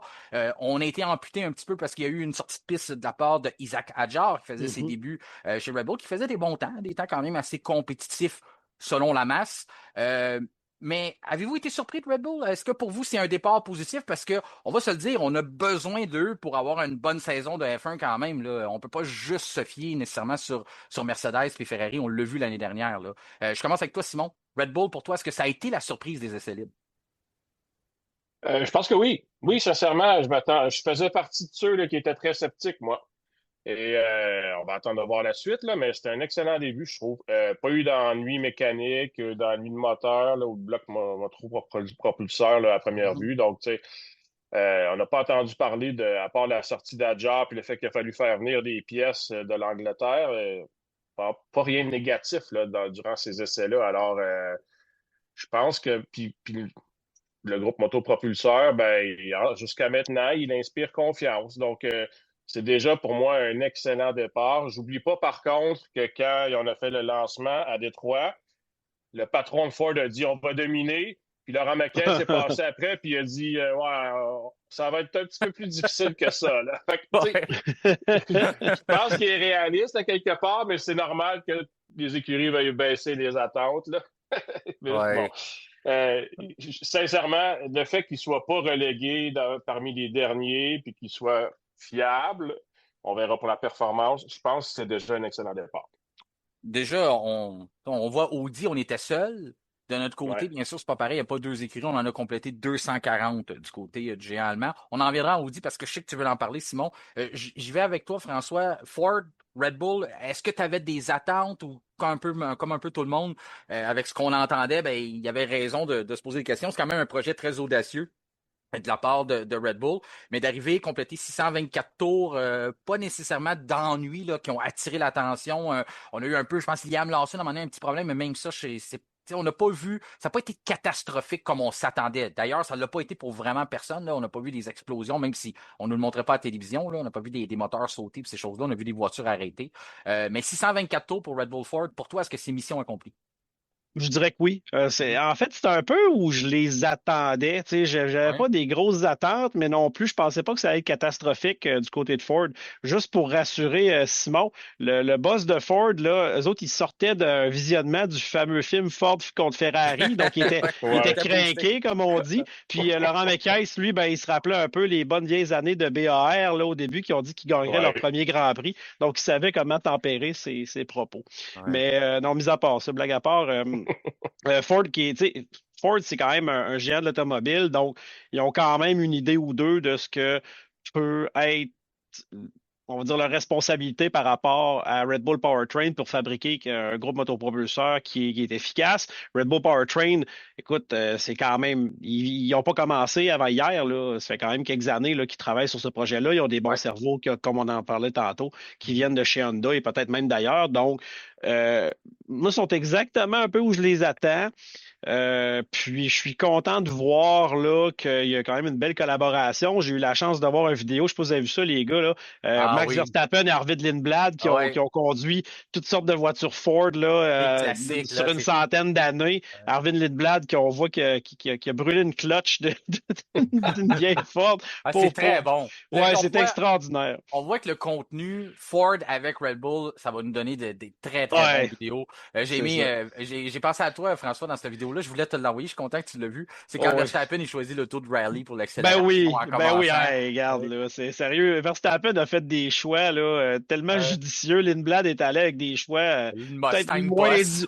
moins éduqués un peu, mais Ouais. il est allé de cœur. Mais à la fin, ce que j'ai aimé, c'est que Verstappen a pris la V8 Supercar, là, V8 australienne, là, puis la GT3 était plus rapide là, que Lindblad a pris. Mais en tout cas, c'était super rafraîchissant, mais pour revenir à ça, c'est prometteur, c'est intéressant, puis je pense qu'ils sont exactement là où moi je les aurais attendus là, tu sais, par rapport à des géants comme Mercedes, Ferrari. J'ai hâte de voir s'ils vont être capables justement de tirer leur épingle du jeu, mais je suis content parce qu'on veut pas voir ces pilotes-là qu'on a appris à aimer un peu, qu'on a repris du respect envers Verstappen avec le pilotage qu'il y a eu l'année dernière. On n'a pas le goût de les voir à la traîne, on a le goût de les voir dans la bagarre. Donc Ouais. voilà, j'ai chapeau pour ce qu'ils ont réussi à faire. Là, moi, ça répond à mes attentes. Pour en revenir avec le partenariat Ford-Red Bull qu'on parle, j'ai écouté beaucoup aussi, justement, on parlait de M. Farley, M. Ford, chose-là qui disait, mais ce que j'ai trouvé le fun, c'est qu'on a l'air de comprendre notre rôle. Peut-être que cette déclaration-là était trop, là, mais peut-être même pas Ouais. peut-être. Mais je veux dire, on comprend notre rôle de dire, on a besoin de Red Bull, ce que vous rappelez les négociations Porsche qui voulaient embarquer dans l'aventure Ouais. avant Ford? Ouais. Finalement, les autres voulaient prendre trop de place. J'ai vraiment aimé quand on a raconté un employé de Ford qui disait c'est important qu'on embarque avec des gens qui connaissent ça, c'est important qu'on soit compétitif, puis c'est important aussi de ne pas s'associer à quelqu'un qui produit des voitures. Bien sûr, on en a fait une chez Red Bull, une voiture même ça, c'est même pas accrédité pour aller sur la piste, là, sur la route, je veux dire. Mais quand même, on voulait pas être avec un manufacturier. Mais ce que j'ai trouvé le plus le fun, c'est de dire on a délaissé cette usine-là dans le temps de Stewart Jaguar. Mhm. Puis aujourd'hui, on rentre à l'intérieur puis on voit les armoires de trophées. Donc, ça, c'est la bonne façon pour Ford pour comprendre de dire, nous autres, quand on a laissé cette usine-là, parce que c'est la même usine là, qu'on a juste agrandi Mhm. à plusieurs reprises. Mais ça, je trouve que c'est une bonne façon de devenir humble de la part de Ford. C'est de Mhm. dire, on a des grands accomplissements, on prend énormément de place, le dit le film Ford versus Ferrari, mais on se rappelle très bien de notre époque en F1, de dire, nous autres, on n'était même pas proche de ça. Donc, c'est pour ça, je pense que ça va être une des clés dans ce partenariat-là. Ça peut toujours déraper, là, on l'a vu, des fois, tout est beau quand ça commence, puis à la fin, on se rappelle de Renault et Red Bull. Mais quand même, pour l'instant, je trouve que c'est bien parti. Simon, tu voulais parler d'Audi, je vais arrêter de te retenir, vas-y. Ah ben, Ils ont fait 240 tours. Pour toi, ça ouais. a été une déception, non seulement par les couleurs, la livrée, mais c'est pas nécessairement. Tu t'attendais à quelque chose de plus gros comme départ ou qu'on soit un peu plus dans la course, même si on cache vraiment encore des performances. Mais le problème fiabilité, moi, c'est ce qui m'a inquiété. Est-ce que c'est la même chose pour Ben, toi? exactement. C'est Ouais. ça, moi aussi, là. C'est pas tant les performances. Remarque que, tu sais, quand je vois que Binotto insiste beaucoup sur on vise le titre en 2030, Mhm. quand que je Mhm. lis ça régulièrement, j'entends on sera pas dans le coup cette année, là. Alors, sinon, Ouais. il parlerait plus de 2026.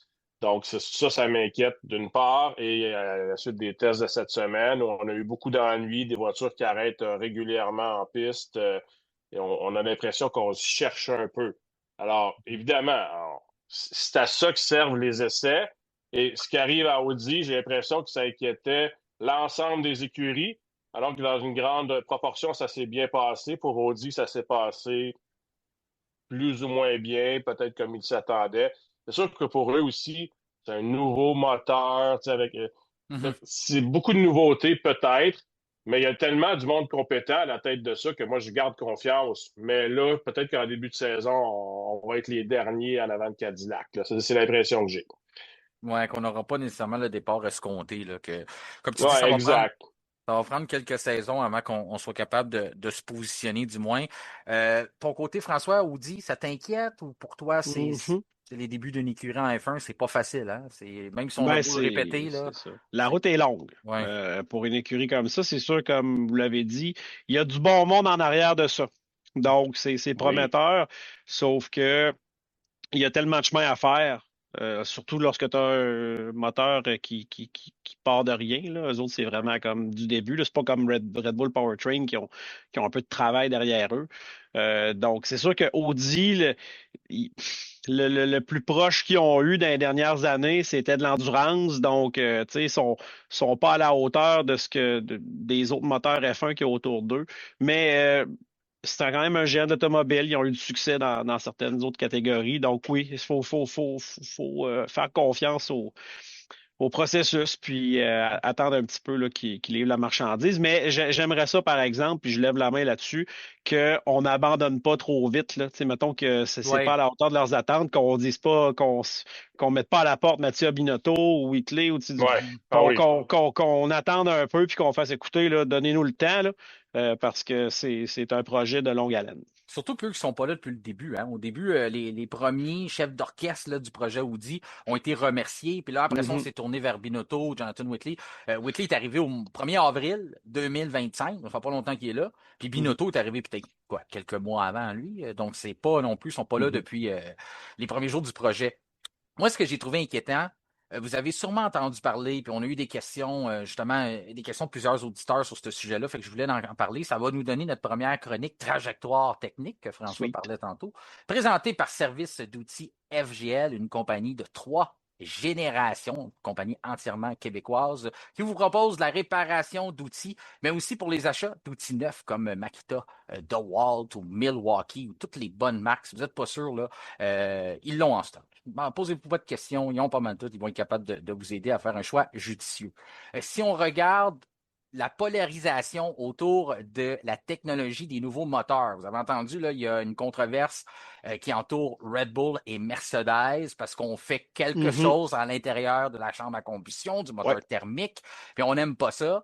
En gros, ce que je voulais expliquer, parce que vous avez été, comme je disais, nombreux à poser la question, c'est qu'on joue au niveau de la compression. C'est qu'on a une limite de l'air qu'on a le droit d'accumuler avant d'envoyer ça vers le carburant, vers l'explosion. Et plus qu'on est capable de générer une grosse explosion, bon, on a un moteur plus efficace, on utilise aussi moins de carburant à cause de ça parce que chaque explosion donne un meilleur rendement au moteur. Donc, c'est tout ça qui est en ligne de compte. La raison pourquoi on vient se demander si on contourne le règlement, c'est qu'il y a une limite d'air qu'on peut mettre pour faire cette compression-là. Donc, ce qui arrive, c'est qu'on a réussi à contourner le règlement parce que la FIA a écrit que ça doit être fait, on vérifie avec la température ambiante. Donc, on vérifie quasiment avec un moteur qui ne tourne pas. On fait les tests, on dit, OK, ça c'est beau, tu es capable d'avoir la bonne compression, donc il n'y a pas de problème, tout est satisfaisant. Du côté de Mercedes et Red Bull, on sait que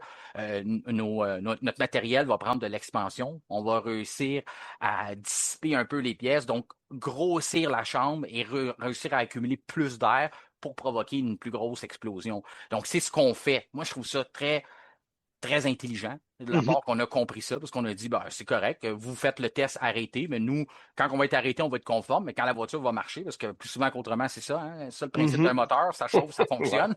La chose, c'est que là, à ce moment-là, on va être capable de déjouer cette règle-là. Puis là, du côté de la FIA, là, on patine un peu parce qu'on n'est pas capable de dire, on va demander à Mercedes et à Red Bull, vous êtes obligés de recommencer vos moteurs, on peut pas faire ça. Puis de l'autre côté, on peut pas dire c'est illégal, on vous disqualifie, parce que c'est pas illégal. On a juste mal fait notre travail, puis du côté, mal fait, puis ou moins bien fait que les ingénieurs de Red Bull et Mercedes qui avaient compris ça. Où je voulais en venir avec le parallèle avec Audi, c'est qu'après 2 jours, Audi a levé la main et a déjà commencé à se plaindre pour les moteurs. Fait que ça m'envoie un mauvais message de dire que, tu sais, comme François disait, j'espère qu'on n'abandonnera pas. Puis Simon, t'étais... Mais moi, quand j'ai vu qu'on a levé la main après 2 jours, on a demandé des questions à FIA, on dit, ils font ci, ils font ça, ils font ça. J'ai trouvé que ça envoyait un mauvais message, ou surtout un message de dire qu'il y a de la panique à l'intérieur. C'est peut-être pas le cas. C'est normal de vouloir toujours tirer la nappe de notre côté. Là. On fonctionne comme ça. Là. Mais quand même, j'ai trouvé ça après 2 jours, j'ai trouvé que on joue déjà sur ce côté-là. Du côté de Ferrari, qu'on ne ferait pas ce principe-là, on a quand même été capable de s'en tirer avec des bonnes performances. Mais c'est ça pour l'instant. Mais j'avais le goût de vous poser la question. On va commencer avec toi, Simon, celle-là. Pour toi, est-ce que pour moi, c'est pas de la triche parce qu'ils n'ont pas enfreint un règlement. Là. Toi, tu vois ça sur quel œil? Tu vois ça, c'est de la F1? Moi, j'ai envie de dire ça. C'est de la Formule 1. Bienvenue. Moi, je veux dire que c'est de la F1. C'est ça. Bienvenue dans le monde des FIA, piranhas. Pardon? Bienvenue dans le monde des piranhas. Oui, exactement. C'est ça. Mais la FIA, par contre, il y aura des rencontres cette semaine, là, selon ce que j'ai compris, pour discuter de ça, entre autres. Puis je pense qu'ils comprennent que quelque part, là, il y a des écuries, Mercedes et Red Bull ont réussi ils vont respecter le règlement, mais on ne sera pas capable de démontrer qu'ils ne le respectent pas. Donc, ils vont chercher une façon de mesurer pour être capable de mesurer pendant que le moteur est en marche. Donc, ce ne serait pas 2026, mais en 2027, comme on pourrait dire à Mercedes et à Red Bull, vous allez devoir retravailler ça parce que ça va être illégal l'année prochaine si on est capable de le mesurer et de démontrer que vous ne respectez pas le règlement. Ouais. Donc, ça, il pourrait y avoir des développements cette semaine. Et évidemment, s'il n'y en a pas cette semaine, c'est une saga qui va perdurer parce que Évidemment. Et on parle quand même de 3 à 4 dixièmes au tour, là. C'est quand même pas rien, là. On Tu sais, parle de ça peut 15 changer chevaux. le visage de la saison, là. Ouais. Ben, mais moi, je regardais, les deux choses qui m'intéressaient de ça, c'est le 15 chevaux qu'on peut aller chercher. Ça, c'est toujours, tu sais, les écuries qui ne l'ont pas vont dire, ah, c'est beaucoup, ou il y en a d'autres qui vont dire, ben non, c'est pas 15, c'est plus 8. Mais moi, c'est le fait aussi qu'on est capable de travailler sur l'efficacité du carburant. De dire, tu peux partir une course peut-être avec un peu moins de Ouais. poids, Mhm. parce que ton moteur consomme moins. Donc je trouve que c'est probablement l'élément qui va être un plus gros facteur parce que c'est beau de calculer les chevaux que tu es capable d'aller chercher de plus, mais si en plus tu es capable de mettre moins de carburant que n'importe qui au départ, donc ça, tu peux aller chercher énormément de vitesse avec ça aussi, puis du temps autour aussi, là. Donc Mais, ça va être à surveiller. Mais excuse-moi, Simon, je me dis, la FIA, on dit toujours, on n'a pas beaucoup de personnes faire des tests, on n'a pas nécessairement le budget, on se plaint toujours de ça. ouais. Ça serait pas plus simple d'autoriser tout le monde à le faire que d'essayer de trouver une manière de faire plus de tests, plus d'études, que ça devienne plus mélangeant, de dire tout simplement, gars, c'est légal, vous avez le droit de le faire, tant qu'à s'ajuster à Ben, c'est parce que là, à 2026. la limite, tu fais des règlements, puis aussitôt que quelqu'un, tu sais, sans Ouais. nécessairement ne pas respecter le règlement, mais aussitôt que quelqu'un va dévier un peu de la route que tu vas dire, ah, finalement, c'est légal. Donc, c'est comme si tu invitais les écuries à aller encore plus loin, là, tu sais, fait que je pense qu'il y a une idée de faire respecter les règles que les écuries ont elles-mêmes poussées pour adopter, là, tu sais, à quelque part. Donc, sinon, la FIA va devenir tu sais, sans force, là. Ouais. Alors, je pense qu'il faut faire attention à ça. Mais il y a quand même, tu sais, dans le passé de la F1, il y a eu des cas semblables. Des Mhm. fois, on a sanctionné, puis des fois, non. Donc, tu sais, c'est du cas par cas. C'est de l'évolution. Ton côté, François, est-ce que tu perçois ça comme de la tricherie? Moi, c'est vraiment ce Non, que je non. refuserais de dire. Pour moi, c'est pas de la tricherie. C'était comme le DAS dans le temps de Ouais. Mercedes, là, qu'on était capable de... Mhm. Il y en a qui disent, ah, c'est de la tricherie. Non, il n'y a pas de règle qui dit que tu peux pas avoir ça. C'est niaiseux qu'il n'y a pas de règle. Puis ils Mhm. l'ont ajusté pendant un an. Et Mercedes a le droit de l'utiliser. Mais pour moi, c'était, tu sais, la raison, je comprends pourquoi on l'interdit, c'est parce que c'était pas toutes les écuries qui avaient l'argent pour faire un système comme ça, puis ça aurait pris énormément d'années. Sauf que pour moi, des évolutions de l'ingénierie, de la technologie la F1 est là pour ça. Donc, pour moi, c'est pas de la tricherie. De ton côté, tu vois ça comment? Pas du tout de la tricherie. Le règlement est là. Puis, tu sais, on parlait souvent, mettons, d'un gars comme Adrian Newey qui était un as pour prendre le règlement, Hum. l'interpréter et trouver la meilleure façon de l'exploiter. Là, tu as évoqué le DAS. On parle du petit aileron de McLaren qui pliait un petit peu, là, Ouais. tu sais, mettons, à Azerbaïdjan. Donc, Zach Brown avait dit en anglais clever engineering. C'est Mhm. l'ingénierie intelligente. On a vu ça, comme Simon l'a dit, à travers le temps. On se rappellera d'une fameuse voiture que Bernie Ecclestone avait apportée avec le fan car qu'on appelle. L'aspirateur. Ouais, Ouais. c'est ça, l'aspirateur. Il l'avait enlevé lui-même avant qu'il se fasse bannir. Mais si le règlement dicte quelque chose et que une ou quelques écuries réussissent à l'interpréter et faire Hey, regarde, il y a cette possibilité-là, on va rentrer dedans. Les autres qui n'ont pas pensé, c'est à eux d'arriver avec l'intelligence. Le fameux double diffuseur de Braun, Ouais. ils l'ont mieux exploité que n'importe qui. Il y en a d'autres qui l'ont fait, l'ont moins bien fait, puis après ça, les autres ont emboîté le pas, puis ils ont réussi à suivre. Mais ça fait le règlement est là. Si tout le Mhm. monde le respecte et qu'il y en a qui trouvent des petites failles ou justement exploiter telle ou telle technologie, matériaux ou quoi que ce soit pour justement aller chercher de la performance, c'est ça la F1. Et ben, ils n'ont rien qu'à emboîter le pas, là. Tu sais, si quelqu'un commence à dominer parce qu'il a réussi à faire un meilleur travail que les autres, puis qu'on lui met des bâtons dans les roues, je trouve ça un petit peu fâcheux. C'est sûr, c'est plate d'avoir des écuries qui dominent, mettons, qui domineraient 24 Grands Prix, mais en même temps, si on fait leur travail comme il faut, ben, c'est aux autres d'emboîter le pas, là. Puis on a déjà prévu, on en a parlé ensemble, François, la saison dernière, tu te rappelles, que la FIA a déjà prévu qu'on va donner plus de temps de Ouais. développement à des écuries qui performent mieux, à des motoristes qui performent mieux, puis couper le temps de développement. Puis ça, c'est pas dans des périodes de 6 mois comme on fait pour le châssis, pour l'aéro, la soufflerie et compagnie. On va faire ça sur des périodes de mémoire, c'est aux 3 Grands Prix ou environ en l'espace de 3 mois, là, ça tombe là, qu'on va être Mhm. capable d'ajuster le tir. Donc, on a déjà prévu s'il y a des gros déséquilibres d'essayer de retravailler pour ramener que ça soit une forme de parité, même si on sait que la parité va être bousculée un peu cette année. C'est comme ça lorsqu'on rentre dans une nouvelle ère de réglementation. Parlant de réglementation, OK?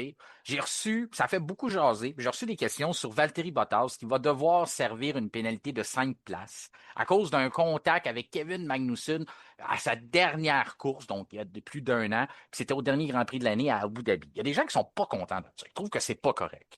J'ai envie de savoir votre opinion là-dessus, puis c'est pas juste moi qui ai envie de savoir ça, mais c'est Louis-Philippe Caron qui nous a écrit un message. Il a dit, écoute, j'aimerais ça savoir, c'est quoi votre position là-dessus? Est-ce que vous trouvez ça injuste qu'il a changé d'écurie, il n'est plus dans la même écurie, puis finalement, il est obligé de purger sa pénalité pareil. À partir de 2026, il y a un nouveau règlement qui fait que les pénalités vont être 12 mois, pas plus. Là. Tu sais, si tu l'as pas purgé en dedans de 12 mois, ben, ça va s'annuler.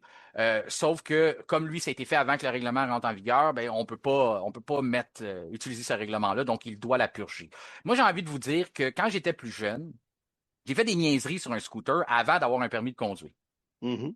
Lorsque j'ai eu ma voiture, ils n'ont pas dit, le gouvernement, la SAC plus précisément, n'ont pas dit, ah ben là, c'est pas, c'était un scooter, c'est une voiture, ça fait 1 an, ça fait 2 ans, c'est pas grave. Non, non, j'avais une belle lettre qui m'attendait pour me dire, by the way, on se rappelle de toi. Et t'as fait ci, t'as fait ça, tel jour. T'étais fait pogner. On en apprend tous les jours sur Martin. Là. Exactement. Puis là, ils ont dit, tu nous dois des points de démérite. Voici, ça commence à partir. Ben oui. Puis ils ont dit, et voici, ça commence à partir de maintenant. Puis si, de mémoire, là, ça fait longtemps, on commence avec 3 points ou on commence avec 4. Eux autres m'en ont enlevé 2 en commençant. On dit, on prend ça. Fait que c'est ça. Fait que je me dis, je sais que c'est un sport, c'est pas la même affaire, mais pourquoi que son infraction, que sa pénalité, ce qui a fait qu'il a été jugé pas correct, parce que ça fait 1 an, puis parce que la voiture a plus la même couleur, changé d'écurie, pourquoi il serait pas obligé de la purger? Moi, c'est ça ma question. Pour moi, je trouve ça correct qui commence malheureusement. C'est peut-être pour Cadillac, mais t'as engagé un gars, tu le savais qu'il y avait 5. C'est comme quand t'embauches un gars qui il a perdu son permis pour l'alcool, puis à un moment donné, tu le surprends avec 2 bières dans le nez, puis tu t'as le droit à t'as son rapport de conduite avant de l'engager le chauffeur. Ben, ça a été la même chose. Il avait son rapport de conduite avant d'engager le pilote. Ils l'ont engagé pareil, puis ça coûte 5 places à la première course. Moi, j'ai pas de problème avec ça. Je commence avec toi, François, parce que je sais que les pénalités, t'en as des fois dans tes courses, puis je sais comment ça peut te mettre en beau maudit. Je veux savoir qu'est-ce que t'en penses de ça. Ben, j'aime, quand tu évoquais l'histoire, je me suis dit, ouais, mais OK, je comprends qu'une pénalité peut suivre, mais là, tu n'es plus dans cette saison-là. Tu n'es même pas dans la saison d'après. Non. Donc, le fameux 12 mois de prescription, là, je vais l'appeler comme ça, je trouve ça réglo. Là, je pense que toi, tu as un petit billet de préférence parce que tu as vécu la situation dans l'autre sens. Là. Mais je pense que peut-être que si c'est pas dans la saison suivante, là, je suis d'accord avec le fait qu'on devrait peut-être donner un sursis, là, devrait être plus léger, mais gars, c'est mon humble opinion. Mais ouais, peut-être si c'est la saison tout de suite d'après, go, oui, la pénalité. Mais là, le gars, il n'a pas conduit la saison dernière, là. Mais voilà, je pense qu'il y avait pas une affaire comme ça aussi que Felipe Massa, un moment donné, genre Ça se peut que... Puis en plus, on pourrait même valider le point de dire, Bottas était pas là la saison dernière, puis le gars dans qui il a rentré, il est plus sa grille, c'est Magnussen. Ouais, c'est ça, là. Ouais. De ton côté, Simon, est-ce que tu penses qu'on aurait dû passer l'éponge puis dire que c'est correct, Valtteri, on est content de te revoir, puis t'es pas obligé de reculer de 5 places. Probablement, si on se fie aux essais, il reculera pas bien loin. C'est ça que j'allais te dire, à quel point c'est pertinent, parce qu'il va passer de 21 à 22, là, sinon il va être 22. Là. En tout cas, mais je trouve qu'il pousse fort la FIA là-dessus. Moi aussi, je passerais l'éponge. Il n'est plus dans la même équipe. Je me souviens par contre du contact. Là, c'était vraiment pas beau. Là, c'était vraiment maladroit là, au mieux. Là. Sinon, en tout cas. Donc, oui, ça méritait une pénalité. Là, ça, je m'en souviens. Mais là, de la faire purger obligatoirement 1 an et demi plus tard, là, je trouve que honnêtement, c'est trop. Mais c'est parce que je me dis juste, Alonso est parti 2 ans. Il aurait-tu fait purger une pénalité, il revient, il est dans une autre équipe. À un moment donné, ça n'a pas de sens. Là. Ouais. Techniquement, si on regarde, techniquement, on l'aurait fait, ouais. Il serait revenu, mais on aurait dit, tu nous dois une pénalité. Fait que... Ouais. Moi, je la ferais pas purger. À la limite, là, si tu as absolument besoin d'avoir quelque chose, demande une petite somme d'argent, une amende, puis surtout que tu as changé ton règlement parce que tu t'es rendu compte à quelque part que ça n'avait pas de bon sens. Ouais. Donc, tu sais. Fort à propos. C'est ça. Autre sujet qui retient l'attention, moi, ça m'a pas surpris, puis c'est drôle, hein, la journée, je suis en train de déneiger dehors, parce que oui, au Québec, on a eu de la neige, je sais pas dans ton coin, François, là, mais en tout cas, on a eu de la neige. Un peu, ben oui, un peu. C'est parce qu'au château Frontenac, il y a quelqu'un qui déneige à ta place, dans ton grand château. Mais non, mais je regardais ça, je suis en train de déneiger dehors une journée, puis je dis, putain, Ricardo Adami puis Lewis Hamilton, je peux pas croire qu'on va refaire une autre saison avec ces deux-là. Puis après ça, la nouvelle tombe dans l'après-midi. Ricardo Adami ne sera plus l'ingénieur de Lewis Hamilton. Une bonne affaire parce que dans le cas d'Adami, ben, ça sonnait engagé plus souvent qu'autrement. Lorsqu'il y avait des demandes ou des choses, c'est pas, en tout cas, c'est pas mon préféré parmi les ingénieurs. Là, on est allé recruter du côté de McLaren. Ce n'est pas les ingénieurs qu'on connaît qui sont en place. C'est pas Tom Stollard ni Will Joseph. C'est plutôt Cédric Michel Grosjean. D'après sa photo, il n'y a pas de lien de parenté avec Romain, là, à moins que je pourrais me surprendre, peut-être dans la même famille. Mais l'ingénieur de McLaren, si on regarde son CV, on dit qu'il est en pause professionnelle depuis le début janvier. Donc, on s'entend qu'il est en train de faire du jardinage, une expression qu'on aime bien, François. Ben oui. Ce qu'on ne sait pas, c'est quand il va pouvoir rejoindre la Scuderia. C'est ce qu'on est en train de négocier. En attendant, on a fait appel à l'ancien ingénieur de Kimi Raikkonen qui a été très clair que c'était temporaire. Il n'avait pas le goût de nécessairement reprendre ce travail-là, mais qu'il va falloir peut-être le convaincre chez Ferrari de patienter un petit peu en attendant qu'on ait les services de Cédric Michel Grosjean qui va venir créer une nouvelle relation avec Lewis qui risque d'être facile à battre avec ce qu'il avait entre lui et Ricardo Adami. On se rappelle à la fin de saison, Lewis Hamilton qui leur fait un beau message pour dire hey, comme il fait toujours, là, Lewis, là, bravo au gars de l'usine, l'année prochaine, on se reprend pour travailler fort, on continue de pousser, tout ça. Après ça, moment de silence, il ne se passe rien. Lewis qui dit est-ce que vous m'avez entendu? Puis Ricardo Adami qui fait oh ouais. Quoi, puis Seigneur. Aucune réplique. Il a dit merci Lewis, ça a été un plaisir. Ou, tu sais, juste comme ma saison est finie. D'après moi, il était déjà dans le parking ou en train de mettre son manteau pour prendre ses clés de char, Ricardo Adami. La saison était terminée. Il avait hâte de partir. Donc, je vous demande, êtes-vous surpris? Je pense pas. Puis, est-ce que vous pensez que ça peut changer beaucoup pour Lewis? Parce qu'on se rappelle ce que Bono faisait pour lui. Faut le ramener souvent. On a parlé, Simon, ensemble l'année dernière. Ouais. On l'a trouvé découragé à certains moments, surtout à Vegas, des mauvaises informations, mais même lui abandonné. Ça va prendre un motivateur pour Lewis, d'après moi. Là. Et puis c'était nécessaire de passer à quelqu'un d'autre. Puis Oui. tu sais, je veux pas planter Adami, là, parce qu'il est quand même là depuis longtemps. Oui, puis il y a eu une promotion, on l'a mis en charge du développement des pilotes. Adami, ça va s'occuper de l'académie. C'est ça. Ouais. Bon, j'espère qu'il va avoir une meilleure relation émotionnelle avec les... Ils vont l'appeler l'académie. Bon. Mais... Académie. Excuse-moi, Simon, vas-y. Pas de problème. Mais écoute, tu sais, à ce moment, Lewis Hamilton, il est heureux en passant. Là, oui. Donc, c'est un gros changement par rapport à l'année dernière. Il y a eu des commentaires très positifs sur la conduite de la nouvelle voiture. Donc, tu sais, je pense que de ne plus avoir non plus Adami avec qui, malheureusement, ça ne fonctionnait pas. Puis, je pense que c'est un plus. Puis, c'est peut-être injuste pour Adami, mais il est bien plus facile à changer d'ingénieur de piste que de changer ton pilote vedette. En tout cas, un de tes pilotes vedettes. Sans quelques millions de différence. Là. Exact, c'est ça. Donc, c'est juste normal là, qu'on mette quelqu'un d'autre. Je pense que c'était la chose à faire. Et puis, il faut que Ferrari trouve le moyen que Lewis Hamilton, ça marche dans l'écurie. Et rapidement, donc, c'est normal qu'on change l'ingénieur de piste. Ton côté, François, content du changement? Oui, j'abonde dans ce sens. On a tellement parlé de cette relation-là qui n'avait pas l'air très, très saine. Puis encore une fois, comme tu dis, c'est rien contre Adami en particulier, c'est juste que la chimie était inexistante entre ces deux-là. Ça se peut. C'est peut-être deux gars qui s'entendent très bien dans la vie, mais lorsque vient le temps de travailler ensemble, ça fonctionnait pas. On le voyait bien, il n'y avait pas de proximité, là. C'était très froid. Il n'y a pas de chimie du tout, là, je le répète. Donc, comme on le voit justement entre Hamilton Bono, on le voit entre Gianpiero Lambiasi, Max Verstappen, ces gars-là se respectent. Donc, il ne semblait pas avoir beaucoup de respect entre Adami et Hamilton. Donc, je suis content de voir ça. On veut quand même du bien à Hamilton. On trouve ça plate un peu ce qui est arrivé la saison dernière. Donc, de repartir à neuf, là, c'est une nouvelle encourageante de son côté. Une chose est certaine, on va avoir la chance de parler beaucoup des nouvelles technologies. Tu l'as dit, on va avoir beaucoup de trajectoires techniques. On va parler de tous ces développements-là qui s'en viennent. On va avoir un autre épisode pour nos auditeurs d'ici la fin du mois. On va se réunir après les deux autres périodes d'essai qui vont avoir lieu. Ces 2 périodes de 3 jours étalées sur 2 semaines. On a la chance de parler de ça. On dit, oui, nouvelles voitures, les nouvelles technologies, le nouveau vocabulaire en F1. Donc ça, là, si vous posez des questions là-dessus, on va avoir des articles sur notre page Facebook qui s'en viennent. On va en parler dans les prochains épisodes, donc on va pouvoir vraiment tout se pencher là-dessus. En terminant, j'avais juste envie de vous parler d'un dernier sujet qui s'appelle Christian Horner. je fais ça court. Est-ce que la F1 a besoin de Christian Horner? Parce que on parle d'un projet avec Alpine. Alpine, là, ont été clairs, c'est que dans le fond, c'est l'entreprise qui a acquéri 24% de l'entreprise française.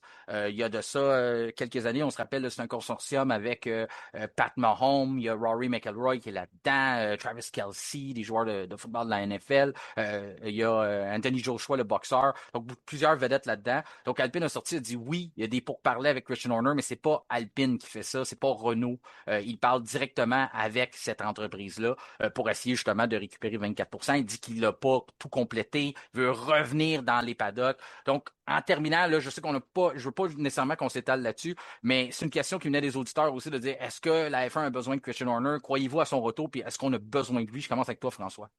Est-ce qu'on a besoin de lui? Je pense pas. Si je crois à son retour, oui, mais c'est vrai que j'ai comme fait mon deuil déjà de Christian Horner. Ouais. Tu sais, la F1 avance sans lui. Donc, je vais être content s'il revient, mais en ce moment, ça me laisse indifférent un peu là, qu'il revienne ou pas. Ton côté, Simon? La F1 n'a pas besoin de Christian Horner. Horner semble en avoir besoin pas mal plus. Je trouve ça un peu plate pour lui avec tout l'argent qu'il a, qui ne trouve pas d'autres passe-temps. Là, tu Mhm. sais. Quand tu vas continuellement son nom revenir et tu fais la ronde des appels pour voir s'il peut être impliqué à quelque part, après tout ce qu'il a réussi à gagner, je trouve ça un petit peu malheureux. Mhm. D'ailleurs, si j'étais les vedettes là, qui ont le 24%, moi, je ne vendrais pas ça. Là. By the way, ça va juste prendre de la valeur. Oui. Ça, c'est une autre affaire. Donc, tu sais, la F1 est passée à un autre modèle de patron d'écurie. Christian Horner, il fait moins là-dedans, j'ai l'impression.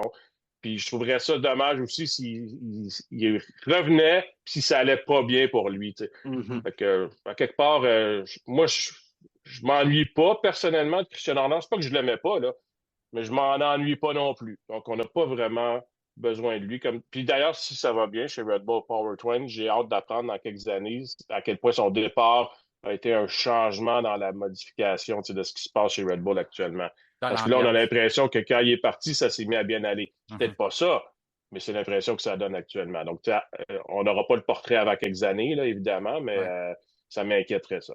Moi, je suis un peu mitigé, dans le sens que je pense que son temps était fait chez Mhm. Red Bull, un dirigeant d'écurie dans le sport ou un dirigeant Ouais. sportif qui reste là 20 ans. On dit là à longue, le message passe plus. Donc déjà là, c'est tout un accomplissement en soi ce qu'il a fait. Mais je me dis, un gars qui a été capable d'emmener Red Bull, même si on exclut à partir, là, mettons qu'on dit que 2025, c'était pas bon, mais quand même d'emmener l'écurie là, puis c'est quand même Red Bull qui est venu sauver la saison, parce que la saison 2025, sans Max Verstappen, sans l'écurie Red Bull, ça n'aurait pas été la même saison. Disons, les Mhm. conclusions auraient été bien différentes. Donc, s'il peut faire ça avec Alpine ou avec Aston Martin, on le sait que c'est probablement impossible à cause des Genuine, mais s'il peut faire ça avec n'importe quelle autre écurie, que ce soit Cadillac, que ce soit Haas, je me dis, c'est quand même le sport qui va en bénéficier. Est-ce qu'il est capable de refaire une tempête parfaite? Oui, on avait Dietrich Mateschitz aussi en arrière de ça, avait été chercher Adrian Newey, mais il a quand même monté une écurie qui est devenue, encore une fois, on le voit dans les essais, on est rendu un motoriste, on est rendu une écurie d'usine à part entière, on est encore quand même compétitif. Donc, je trouve que ça, on peut pas. Je pense qu'on a besoin des bons cerveaux, puis on peut pas s'en priver. Est-ce que la F1 dépend entièrement de Christian Horner? Pas du tout. Ben, j'haïrais pas ça le voir revenir pour être capable justement d'accomplir quelque chose de grand avec une écurie. Une chose est sûre, messieurs, c'est que ça a été un plaisir de vous retrouver. J'espère que ça a été pareil pour vous, Ah oui. d'adresser ces sujets-là. Ça a Ouais. passé très, très vite, mais au moins, on est quand même. On n'est jamais vraiment à jour parce qu'il y a toujours, ça bouge tellement vite, surtout dans ce temps-ci de l'année, mais on a quand même fait une bonne partie. Puis la prochaine fois qu'on va se réunir, ben là, il va y avoir eu des essais beaucoup plus concrets qui vont avoir eu lieu. Donc, on va pouvoir se lancer dans d'autres sujets puis aller plus aussi dans les nouveaux volets techniques, le nouveau vocabulaire, le langage qu'on va employer cette année. On dira plus DRS, il y en a certains qui pleureront pas pour ça. Mais quand même, ça a été un plaisir de vous retrouver. François, eh bien, nous, on se reparle bientôt. Simon, les gens qui veulent écrire ton livre, qui veulent lire ton livre plutôt. Achetez-le et écrivez dedans si vous voulez, il faut l'acheter Non, avant. non, c'est toi qui vas le signer. C'est toi qui vas le signer Oui, dedans. oui. Donc, le livre Villeneuve-Schumacher 1997, le duel qui a marqué une époque, est disponible dans plusieurs librairies. Si vous voulez avoir les informations, vous pouvez m'écrire en tout temps, ça va me faire plaisir de vous dire la librairie la plus près de chez vous. Merci les boys, je vous souhaite une excellente semaine, puis on se reparle d'ici la fin du mois pour replonger dans les sujets de l'heure dans le monde de la Formule 1. Pareillement, salutations à Yes, tous. sir. C'est ce qui complète notre partie 1 de notre épisode spécial entre deux saisons. Notre prochain rendez-vous sera le 23 février. C'est un lundi. Mais d'ici là, je vous invite à nous rejoindre sur les différentes plateformes, notamment sur Facebook, LinkedIn ainsi que Instagram, mais aussi de vous abonner à nos chaînes Spotify et YouTube et activer la petite cloche question de recevoir une notification lors de la publication des nouveaux épisodes. Mon nom est Martin Simon, Simon avec un C. Je vous remercie de faire confiance au F1 Podcast et je vous souhaite une excellente semaine.